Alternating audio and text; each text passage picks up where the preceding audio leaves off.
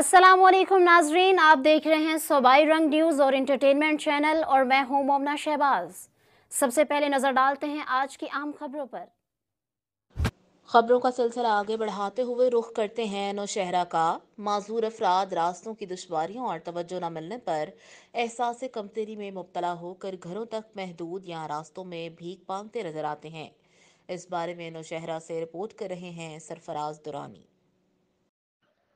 जी बिल्कुल, ये माज़ूर अफ़राद रास्तों की दुश्वारियाँ और तवज्जो ना मिलने पर एहसास कमतरी में मुब्तला होकर घरों तक महदूद या रास्तों में भीख मांगते नज़र आते हैं।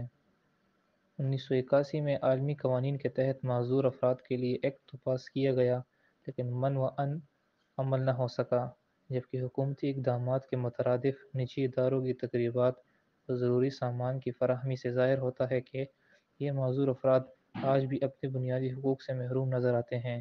कैमरामैन टीम के साथ सरफराज दुरानी, सूबाई रंग न्यूज़, नौशहरा।